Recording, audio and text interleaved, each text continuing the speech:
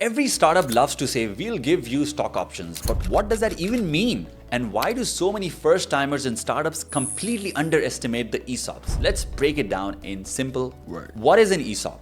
An ESOP stands for Employee Stock Option Plan. In plain English, it is a way for employees to own a piece of the company they work for. So instead of just salary, you get the right to buy shares in the company that you work for. And it usually comes at a low price. So if the company grows, your share in the company grows as well. Think of it as a bet. If the company does well, your options, your share options could be worth a lot.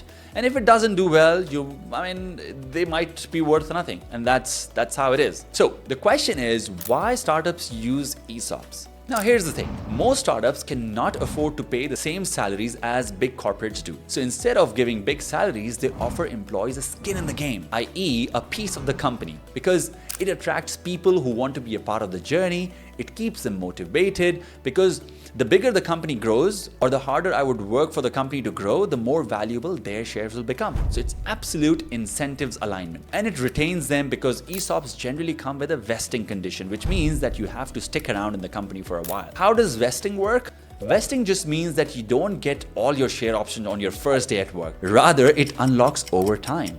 A common setup is 4 years vesting with a 1-year cliff period. That means that you have to stay in the company for at least 1 year cliff to be eligible.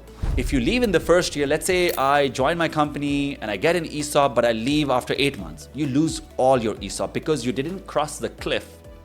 Say if your ESOP grant is 100,000 shares, and remember it has 4 years of vesting, so that means every year 25% is going to vest. So once I complete year 1, 25% of my share options will become vested. After that, a little bit every month until I reach my 48th month, and at that point, all my share options are going to be vested. For example, if I leave at year 2, so what I'm going to take away with myself is my 50,000 share options, because I could only complete 2 out of the 4 years, which was the vesting condition. But wait, before I proceed further, here's something that I've noticed from interviewing candidates for our startup. Many first-timers who are new to startup world don't really understand what ESOPs are, and they just brush it off completely, or worse, they undervalue it. But here's the reality. In the right startup, ESOPs can be a life-changing compensation, because they can be worth way more than your annual salary if the company succeeds. Don't just take my word for it. Look at examples. For example, look at Nvidia. One mid-level employee reportedly in Nvidia built $62 million of wealth from company stock over their career. Another engineer who got a $200,000 stock grant when they joined, they converted it into $2.8 million of wealth as Nvidia stock surged. That's the power of equity when the company wins big. I can see some heads are shaking in disagreement, so I agree. Not every startup becomes Nvidia, but the point is, these options can matter a lot more than you think. So if you're listening and you ever get offered ESOP in an interview, here's what you should ask the employer. You should ask, how many options am I getting and what percentage of the company does it represent? Because the absolute number of options mean pretty much nothing without full context. So you need to know the number of options that you're getting.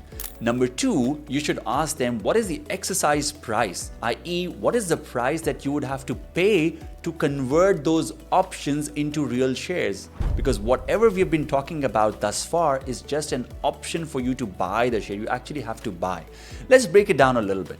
And here's a key point that many miss. Vesting is an automatic thing because it is a function of time. It just happens because you're living in the company, you're working in the company, you're sweating and you're bleeding and everything else. What you get are share options, not the share itself. So vesting just unlocks your share options over time. Exercise is when you actually pay the exercise price to turn those options into shares. And therefore, it is important for you to ask your employer, what is the exercise price that I would have to pay to convert my options into real shares? The third thing that you should ask them is that what is the vesting schedule? Is it 4 years with a 1-year cliff or something else? What you should also try and ask them is that what is the current valuation of the company, so that it helps you judge what your options could be worth if the company grows. You should ask them what happens if the company gets acquired or I leave early. Do your options accelerate? Do you lose the unvested portion or whatever else? So while these questions, you might be thinking that these are too many questions, but actually these questions show that you actually understand the ESOP, and some founders actually respect the candidate who asks these questions. So if I were to do a quick recap, what we've talked about is that ESOPs are stock options that let employees share in the company's success. Startups use them to attract, motivate, and retain great talent. First-timers often underestimate the value of ESOP, but they can be hugely valuable. We have to understand that vesting is time-based and exercise is an action that you have to take. There's a big difference. And if you're ever offered ESOP by a new employer,